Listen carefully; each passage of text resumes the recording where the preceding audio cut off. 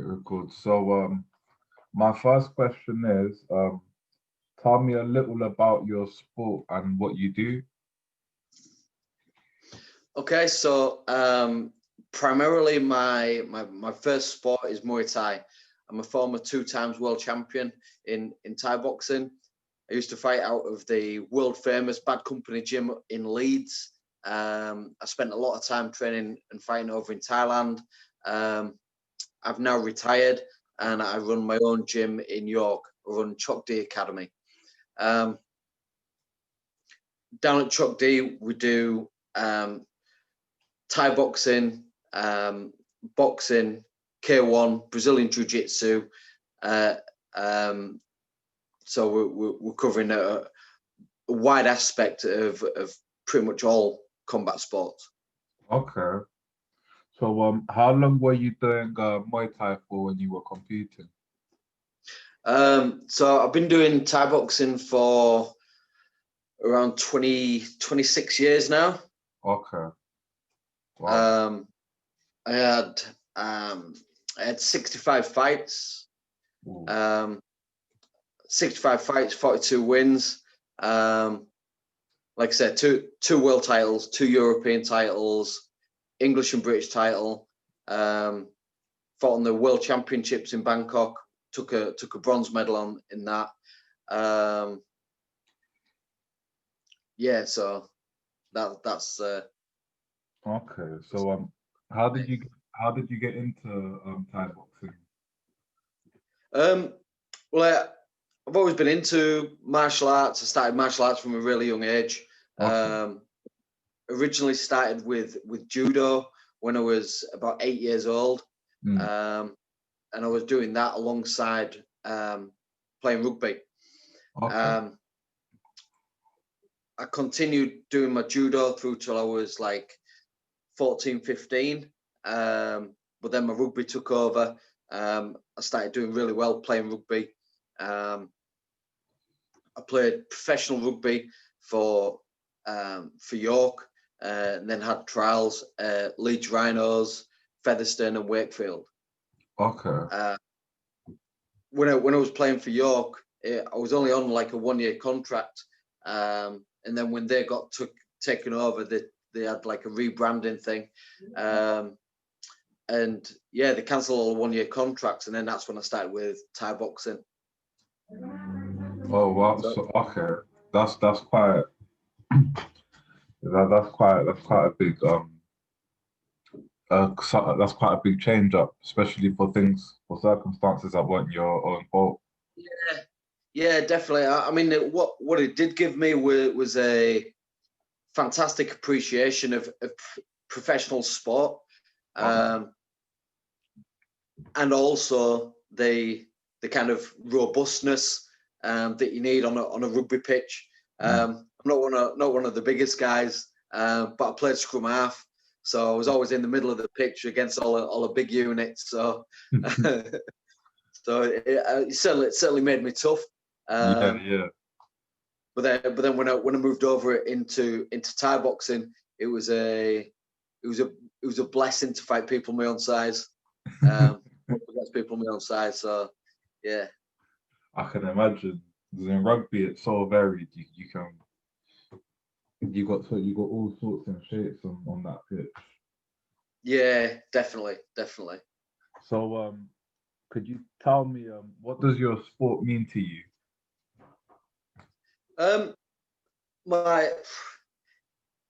It's now my life. I was when I was fighting. I was working at the railway. It was one of the technical engineers working on the railway down in town. And yeah, basically when I was competing, I'd be getting up on the morning, doing my own like morning training, going for runs and stuff like that. Going to work, working from 7 through till like 4 in the afternoon.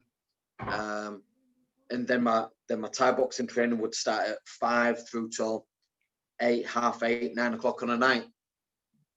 I got made redundant from the railway back in 2008. And that's when I had the choice. I had the choice to follow my passion. So yeah, that's I was able to kind of move my whole life into combat sports, into Thai boxing, into personal training, personal development, all that kind of thing. And I took this more kind of creative side towards like personal development and individual nurturing to help other people kind of improve themselves. And I've got do all these things about kind of 1% better every day, and always on that grind and always looking to improve yourself. So you've got that kind of positive mindset, and kind of, some people say it's kind of motivational bullshit and stuff like that. But at the end of the day, it's one of those where your passion shines through. You can't hide from that. So therefore, my work doesn't feel like work. It's just it's like my calling. That's especially for like such a tough time with your job, and then being able to transfer it must have been even more necessary, like, and more important to you than ever at at them sort of lower moments in your life. Yeah, I mean, it was certainly motivating. And when I got made redundant, it was I'm big into my movies, but like a lot love watching films, and that was my kind of Fight Club moment. It's only when we have nothing that we're free to do anything. Yeah. So when we're free to do anything, this is when we can, like I say, follow your calling, follow your passion. Okay. So you were competing at a professional standard then? Yeah. Okay. And what was it, 65 professional fights or 65? Yeah. Oh wow, that's okay. How long did your professional career last? So I was fighting from like 17, 18. So I was pretty late to Thai boxing. Yeah.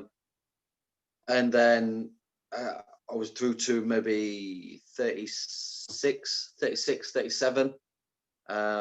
So pretty late on for a Thai boxer.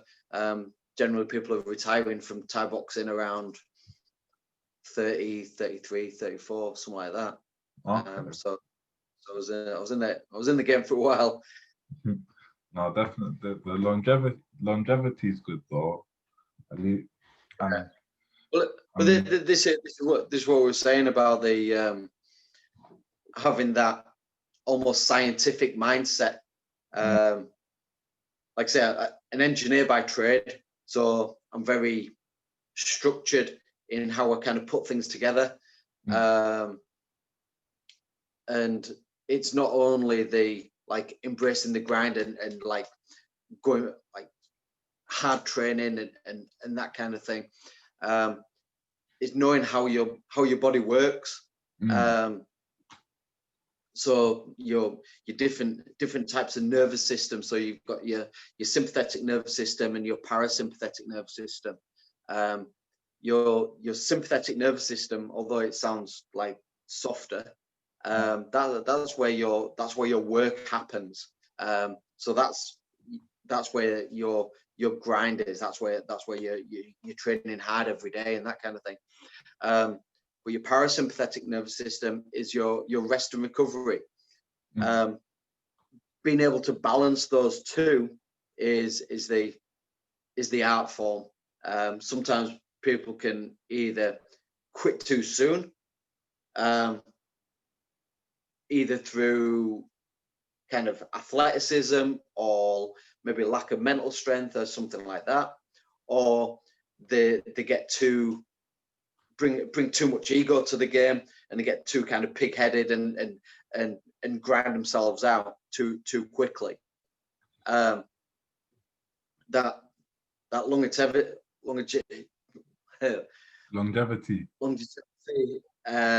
within the game comes because I was balancing these things. It was something that I carried over from my professional sport, from my professional rugby, and something that they were always looking to push. Making sure I was always in bed for 10 o'clock at night, and make sure I was watching my diet and managing my injuries and things like that. But not only from a physical perspective, but from a mental perspective as well. Okay. So yeah, like the physical and mental stress that goes along with it. Okay, so this leads nicely to my set of questions. So obviously, now we're going to get into the nitty gritty of this interview. So yeah, my next question is, what does anxiety mean to you? Anxiety. This is the process of overthinking. Okay.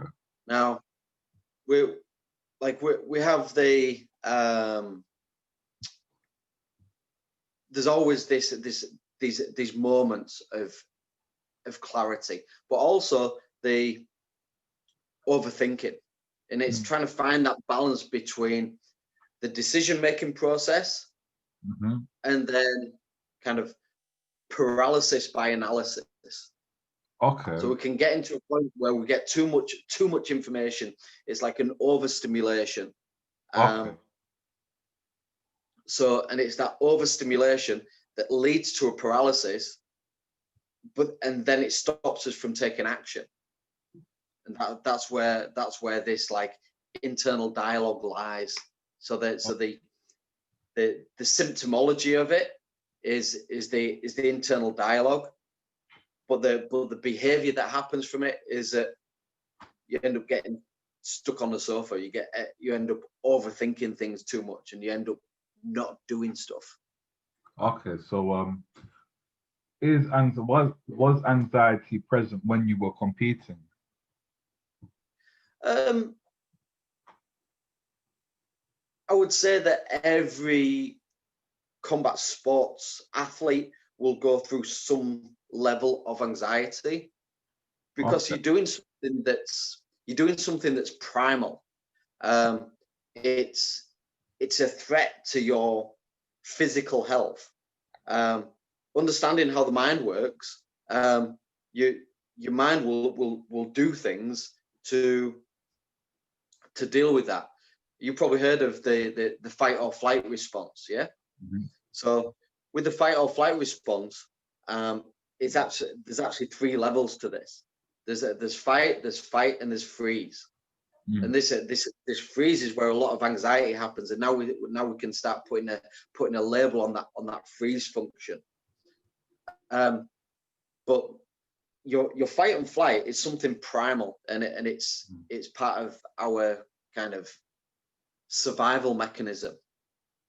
Okay. So because we're working at this almost survival level of awareness, you're always going to look after your personal safety. You're always going to look after your personal health. But it's going to happen in one of these three areas. You're either going to stand and fight with that person in front of you. You're either going to try and get away from that person in front of you and move away and disengage, or you're going to freeze and you're just going to be like, stood there like a sitting target, and you end up taking one. So okay, no, that yeah, that's a big thing with why I wanted to do this, why I went along with going with combat sports, because of the risk of injury and, you know, essentially going out to war against an opponent and training for a battle, essentially. Yeah, because I feel like there's a lot more to it, especially where you're on your own as well when it comes to competing. So What kind of concerns do you have prior to competing, if you have any?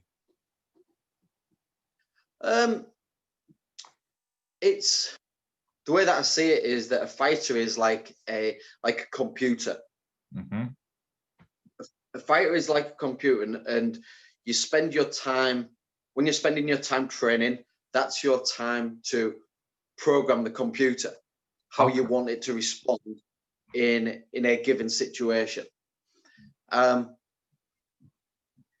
You can grind out that voice of uncertainty and that overthinking by actually doing the work, by just through training, just through activity.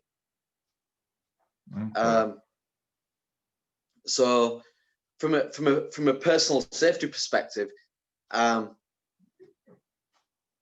being engaged with the training and nurturing that flow state in training grinds out that voice of anxiety. You look after your personal safety, but then you're also kind of going from base level to a peak performance. So we have a base level of performance here. When we start dropping into anxiety or overthinking or worrying about our personal safety, this is a reduction in performance. But then when we start doing stuff, well, by being active through training, through having a schedule and sticking to a training plan, we can get back to base level. But then when we start getting into high levels of stress, that's when we challenge ourselves, and that's when we can hit peak performances. Okay. Well, that sort of makes something pop up for that I want to ask. So when you're talking about the stress and how it helps, how it challenges you to reach a peak level. So what would you say that's like? Would you say that's a type of anxiety, that stress? No, because like anxiety is a negative energy. Okay. Okay. There's stress. That stress, it depends on what goggles you're wearing, of how you see that stress. So for someone that's prepared, it will boost their performance and they'll step up to that challenge. For someone that isn't prepared, they'll start on this downward spiral and they'll get to this point of paralysis by analysis, this like almost debilitating energy. Okay. So because a big thing of what I am trying to find out and understand is about how you can make how anxiety, how stress in general can be facilitative or debilitative. And and obviously with what you just told me, that was quite spot on in regards to, you know, the stressor sort of being within regards to being in control, you know, of your schedule, of your training, putting in the work, doing everything from your side. Like that's a big part of control. And with that, you know, you're able to facilitate the stress that does come your way into something positive when you are competing. I mean, correct. So it's definitely so could you tell me a little bit about, because obviously control is a very big thing, especially when it comes to your mental state. So could you tell me what, other than like, you know, the schedule and whatnot, what is being in control to you? What do you do to feel in control? Okay, so control is an illusion. Okay. All right. So control means that we have structure and order. When in actual fact, what we have to learn is that life is chaos. We try to process these like blocks of thought to put them together into some kind of structure so that we can formulate a feeling of, I know what's going to happen, and this is what's going to inspire me to feel in control. Now, things happen, and things kind of come out of left field, and we don't expect it. How can you be in control of something that you weren't expecting? It's having a platform and a structure to deal with things in the best way possible. Okay. So I did a little YouTube video talking about a structure of attack and defense in Thai boxing, and kind of built them as pyramids.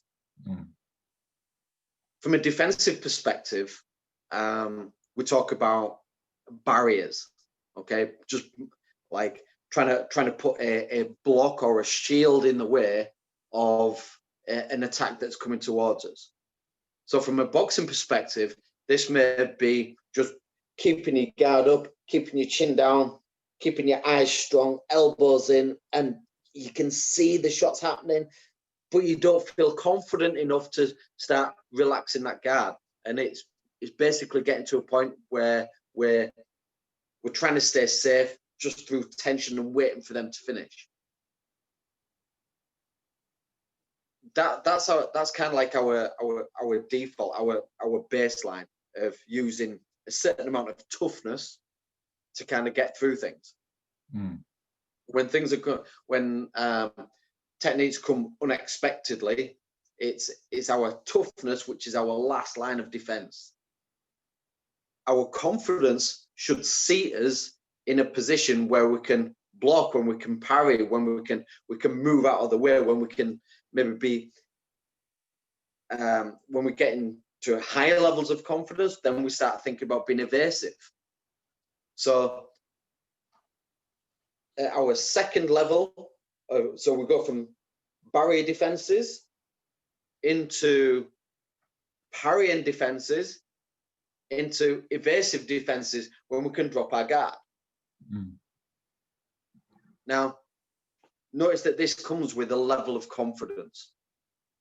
And these levels of confidence are seated in the fact that we've done the hard work. We've done the training. We've been in that situation before. We've been able to read that moment of someone starting to throw the technique. We've got it. We've clocked it. We've seen that technique come before. I've dealt with it 1,000 times before. I've evaded it. I've come back, and I've got an answer to counter the shot. Now, if things are coming at weird angles, like prime examples, Sanchai. Have you heard of Sanchai? Sanchai? No. So Sanchai is probably one of the greatest Thai boxers of current times. He's renowned for always doing like a cartwheel kick, where he'll put himself down on one hand, he'll do a cartwheel, the kick will come over the top, it'll connect on the top of the head, and then he'll land back in his stance. It's like one of these show highlight reel type things. Okay. Generally it lands because people aren't used to defending it. The last line of defense is this kind of block and parry, this blocking defense, and people go tense and just cover up and make sure that it doesn't have a concussive effect. Okay. So that this is what we're saying, is that yes, we've got the option where we can fight, we can fly, we can get out of there, and if we are going to freeze, then we need some form of like barrier defense or parrying defense as our confidence increases. Okay. No, that is a big thing. So another question I wanted to ask you was about obviously you achieved quite a lot in your fighting career, and a lot of work must have gone into being ready. Well, that's an understatement, a lot of work, but where where you set yourself goals as a fighter, long term and like for the year kind of thing. Did your goals like ever play a part in any like kind of anxiety, any kind of negative feelings or that you experienced, or any kind of pressure that you might have put on yourself? So I was always having a go-getting kind of attitude. Okay. If my goals didn't scare me, it wasn't big enough. Okay. But this is what we're saying in the fact that the challenge should be testing you. The stress of the goal should be enough to motivate you to take action. If we get to a point where it's an easy goal, it's not a challenge, we're staying in our comfort zone too much. Your goals should be something that makes me go, wow, okay, and I need to work now. It's that motivating factor where I say, right, okay, I know I've got something to do, and if I don't start taking action now, I'm not going to be ready in 2 months' time. Okay. So for example, did you ever have like a bad day or a bad week, like where things didn't go well, and then you're suddenly thinking, then like where you set yourself like a higher goal, where you set yourself an ambitious target, and you have this bad week? Do you ever feel to yourself? Have you ever thought to yourself, oh, maybe I'm not up for this, or did you ever get that kind of moment of self-doubt because of the pressure you set yourself? 100%. I mean, like when things are results focused. So thinking about winning a fight, that's a legitimate goal, but there's so many other factors that are going to play a part in that end result that I'm personally not in control of. Then that's what's going to mean that goal is almost whimsical. It's too much of a gamble. I want to be in control of my own performance. Okay. So what, like, prime example, one night at training, I was just having an off night, and some of the guys that we're training with, like, truly world-class athletes. We've got people like Liam Harrison, Jordan Watson, James France, and people of that ilk. Okay. Multiple world champions, and on sparring nights, if you was having a bad night, it would be a call to all the other guys in the room, and you was going to have a tough night all night. It'd be like, oh, Ken's having an off night. He's having an off night. Oh, it was a call to say he's having an off night. His confidence is low. It's your opportunity to practice some of your fancier stuff, but it also meant that you was going to be on the receiving end for the whole night. Okay. But the internal challenge to that is, okay, so when you're having an off night, what do? You don't just become a victim for the rest of the night. You need to have a fallback plan. You need to have a foundation that's going to keep you safe. Mm. And that's what we were saying earlier. Our prime directives, the prime directives of your unconscious mind are to keep you safe. And toughness, to a certain extent, has some validation there. But even if it's just a basics of learning how to, keeping it purely on a Thai boxing, in a Thai boxing scope, how can I keep myself safe? I have to block my kicks, keep my hands up, make sure I don't get punched, use my push kick, and try and control the pace of the fight behind my push kick. Mm. So if those are the only three things that I do, then I know that I'm basically not going to get knocked out. I'm not going to get badly hurt. I can defend and I can ride out the clock. Okay. So, yeah, we have bad nights, but it teaches you how to react when you have a bad night. It's not just throw your teddies out of the pram and just walk out and quit. We don't quit. Never quit.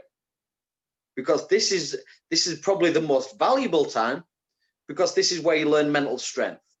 You learn not to quit. Okay? So when you're in that position, you're gonna go, right, okay, I'm having a bad night. I'm gonna use my basic defenses. I'm gonna keep my guard up. I'm gonna work behind my jab and my push kick and keep somebody away. And I'll go back to my default. What's my safety zone? What's my game plan? You have to know what your strengths are. Okay. And then you try and angle the game towards your strengths. And this is what we do on the micro basis in each individual training session. But the higher level goal still applies. What's your aspiration? I want to be a world champion. I want to fight at Rajasthan. I want to fight at Lumpini Stadium. I want to fight against some of the best guys in the world. That still stands. But when you're facing some of the best guys in the world, yeah, you're gonna have an off night every now and again. Okay. And it's that stress, it's that challenge, and it's that ramp up in performance that becomes your test. Okay. So could you give me a scenario of like your pre-fight routine? You know, from the morning that you get up all the way up until you're about to go out there. Okay, so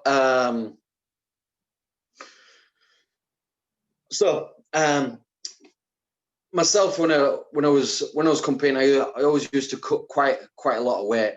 I've been cutting probably 5, 6, 7 kilos sometimes.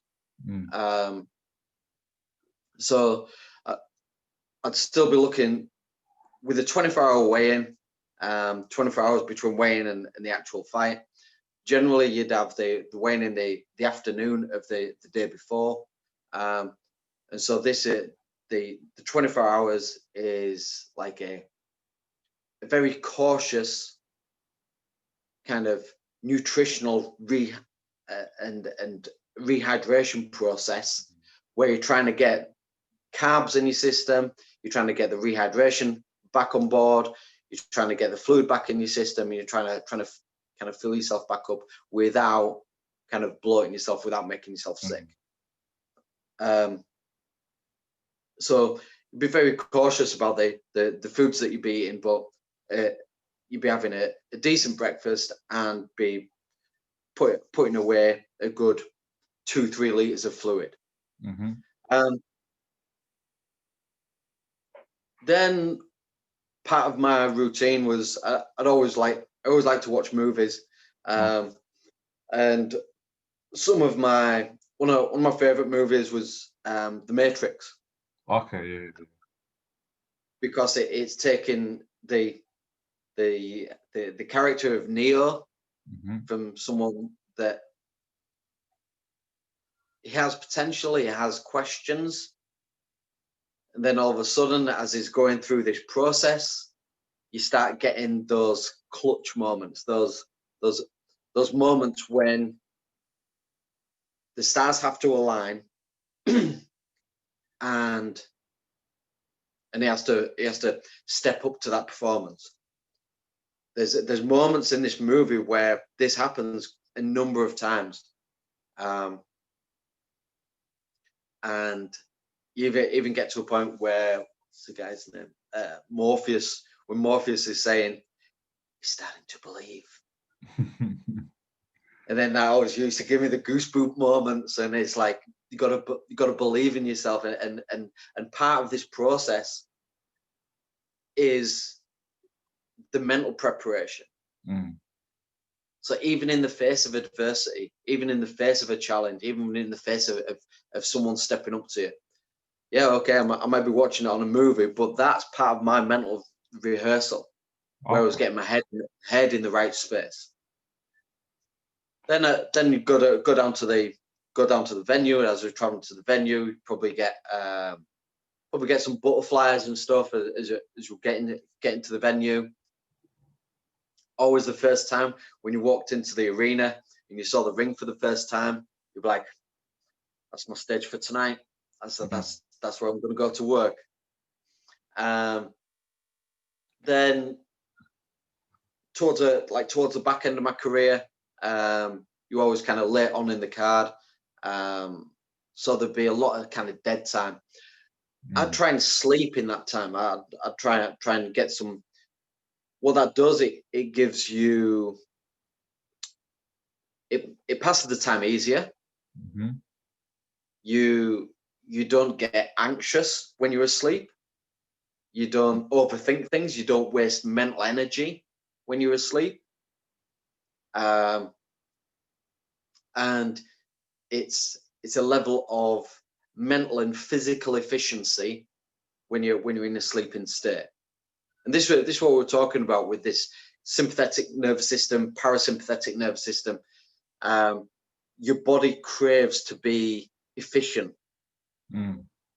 Now, your brain uses around 30% of your energy for 2% of its mass. Yeah. So when if you're looking to be efficient, then you need to be on point. You need to be thinking fast. You've just put yourself through a tough weight cut. So therefore, you're looking to be as efficient as possible, and that's the ultimate expression of where we're looking to go. So optimizing that energy and make sure that I'm not being wasteful as part of my waiting time. Then, as I'm starting to kind of warm up and get ready for the fight, I'd be maybe listening to music and stuff. The beauty of using music is that it activates different parts of your brain. Music allows you to be more creative. It allows you to find flow. It's another flow trigger. And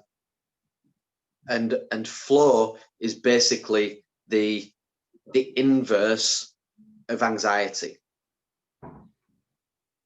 Okay. And flow is the kind of, because it's the flip, it's the antithesis, it's the reverse of it. So this is where you're ultimately efficient and you're willing to take action, and it's action based. So music is a great flow trigger for me. It gets me moving. It allows me to kind of nod my head to a beat of the music, and start smiling, start relaxing. And then this is when we start going from baseline into this higher mental state of performance. Okay. Therefore, as I'm warming up, I'm listening to the music. Maybe do a little pad work, a little bit of shadow boxing. That's all bringing everything together so that I can hit this peak state, ready for when I'm going out to compete. Then the glove runner, the commission, whatever, come over, tells us it's time to fight. Then you go out and compete. Oh wow, okay. I like how everything sort of goes back together. Like everything you do sort of comes back into that one sort of moment, not moment, but the being able to reach that peak level. Yeah. So what we're looking for is timing. What we're looking for is to activate the right parts of the brain to be. Now this is where I start like going geek mode and start understanding about the psychology. You start understanding about different parts of the brain that shut down, different parts of the brain that kind of light up. What certain areas of the brain are responsible for certain actions.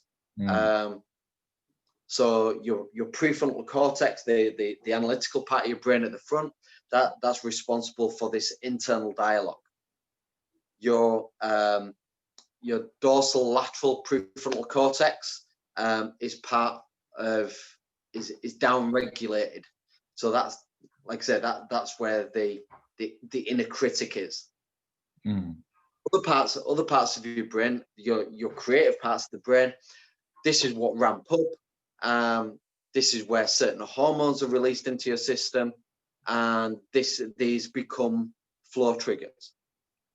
So we have things like dopamine, we have norepinephrine, anandamide, serotonin, endorphins, things like that. And all these things are linked to getting to that peak mental state. Okay. Now, when we're activating and when we're using these kind of peak mental states, you can see the almost addictive nature of it, because it feels so fantastic when you're in flow. These five main hormones are responsible for activating that higher level of awareness.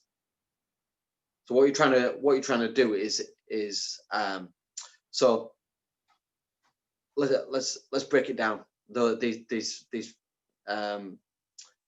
These five hormones. So you've got norepinephrine. Norepinephrine is responsible for focus. It's like doing speed. It's the drug that's in Ritalin, stuff that's used for ADHD and stuff like that. A lot of these there's a lot of the drugs that are used to stimulate different parts of the body, which release these hormones at the right time. Some are used in a medical sense. Some are used in a recreational sense. So another one is dopamine. When we use dopamine, that improves reaction speed. But so cocaine releases dopamine into your system. Yeah. Anandamide, that's responsible for pain relief, lateral thinking, pattern recognition. Pattern recognition, really important for combat sports. If you can spot the fact that someone's going jab, cross, hook, low kick, jab, cross, hook, low kick, that's your pattern recognition kicking in. Okay. This is the anandamide that's in your system. But on the flip side, the recreational side of this is THC. It's the stuff that's in marijuana. This is why with grapplers, when things are happening a little bit slower, and you get these kind of BJJ guys that like to roll when they're high, because it's a flow trigger. It's part of pattern recognition, and it's also part of lateral thinking. So you start seeing things from a different perspective. You see a lot of fighters now that push the kind of CBD stuff, CBD oils, CBD oils. They're responsible for pain relief. They can give you pain relief. Other ones, endorphins. When you're hitting a peak state, this is linked to social bonding. So when you've got endorphins running through your system, you're faced with someone for 5 rounds. You've got a challenge, you've got a skills challenge, you've got a conundrum that you're trying to work out what the strategy is to kind of take it forward. You're using all these other facets, other aspects of your system that are into focus and pattern recognition and reaction time and things like that. But then what's the one thing that you see fighters do at the end of a fight? They hug each other. Embrace, yeah. They embrace, they hug each other. That's social bonding. So endorphins are responsible for social bonding. Another way of triggering that is through opiates. Okay. So opium-based drugs are linked with endorphins, which increase social bonding. And then the last one is serotonin.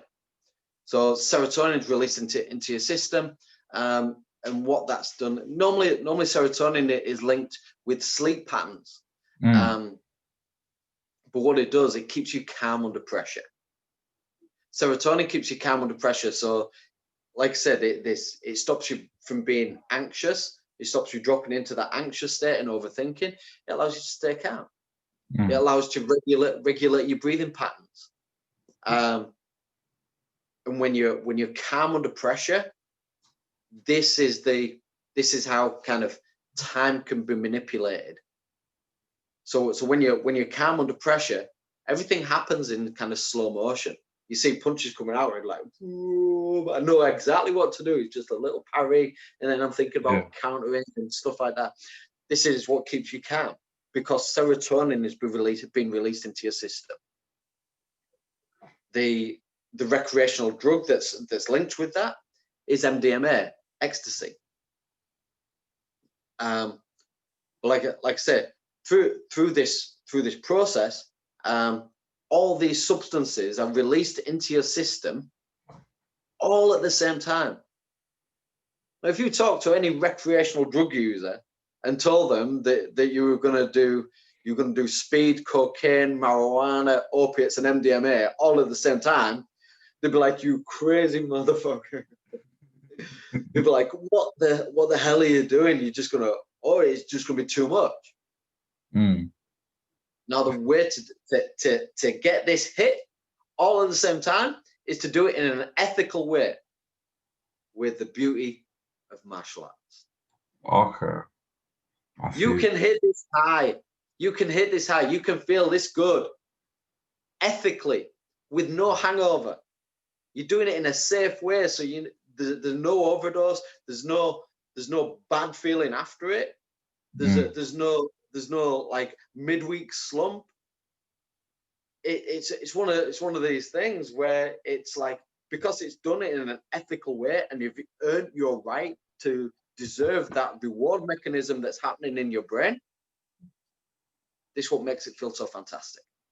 Okay. So I kind of wanna. So obviously, there's a lot we've talked a lot about the sort of different processes to reaching a right point. Yeah. And how different parts of the brain work. So what I wanted to talk to you a little bit about now is the people around you. Yeah. So you know, so I wanted to, so let's say the first sort of question, the first sort of thing I wanted to ask was there anyone that helped you to control anxiety, to feel in this sort of more control state, in this more peak performance state? Was there anyone that helped you with that?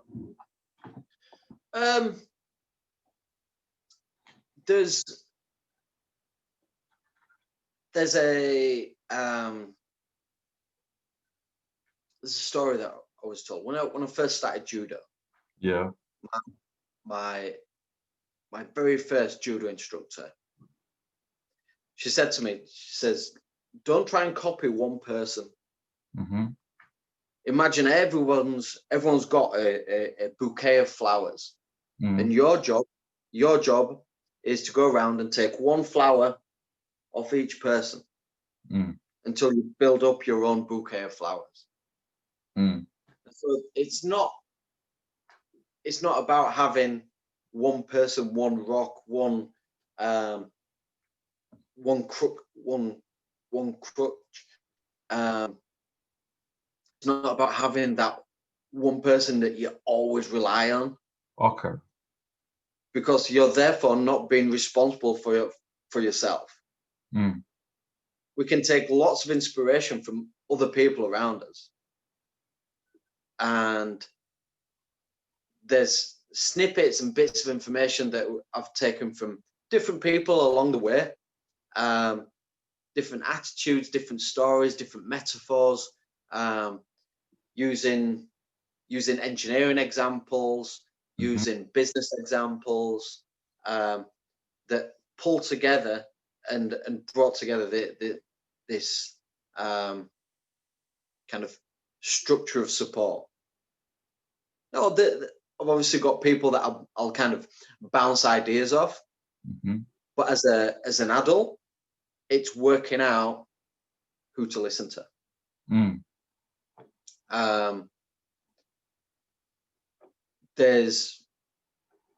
You have to be a good judge of character, and this is where a lot of problems lie, because sometimes people are doing it for their own ends. Sometimes people are doing it with not that much emotional investment. Other people have a higher emotional investment. Some people are 100% for you and supporting you. Other people can be saboteurs. The judgment call on that is, who's there? It's only down to your individual interpretation. And so the question is that it's like, who's giving me this information? Do they have my ultimate interest at heart?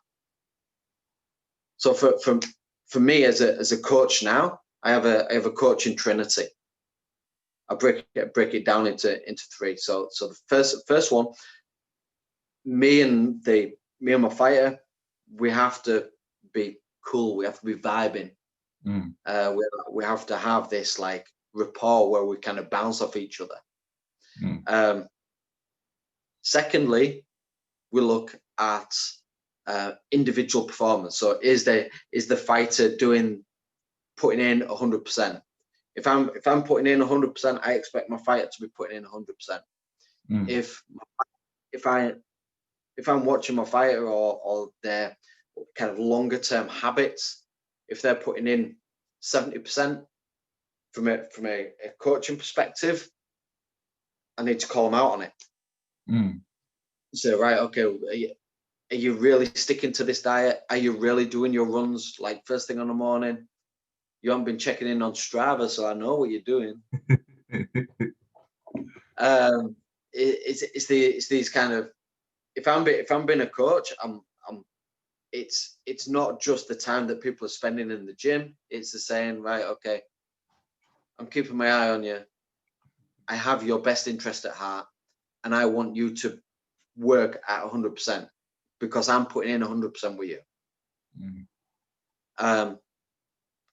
And then thirdly is results.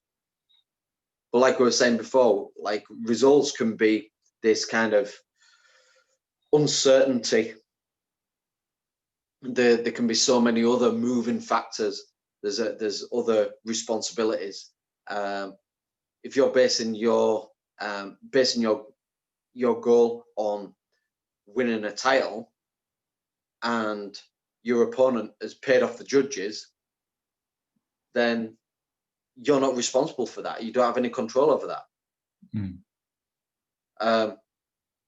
And it might not even be to the point of paying off judges. They might not like you. And people and believe it or not, people can be that fickle. I've had fights before where I've dropped a guy. I've dropped him with for an 8 count in the second round. Went on to win the fight. When they gathered the scorecards in at the end of the fight, one of the judges had given it 10-9, 10-9, 10-9 to my opponent all the way down, even though I'd scored a knockdown.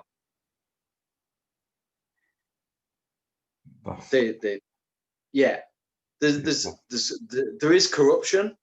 I'm not saying it happens every time, but there has to be a moral judgment over that. And so you can't take responsibility for the result. But at the end of the day, it's one of those situations where you can say, those that know. Of course. Yeah. At the end of a fight, like, you might not have won the fight, but those that know the sport, they know who won.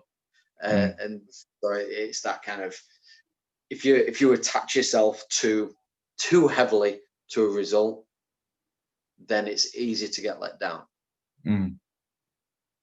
Conversely,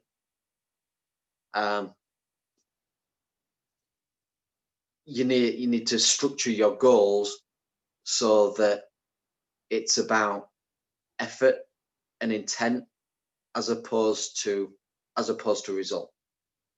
That's how we get the results that we want. Okay.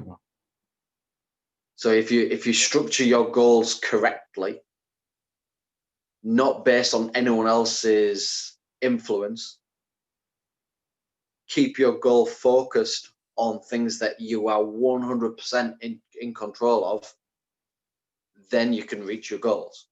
I understand. That's a good point, especially with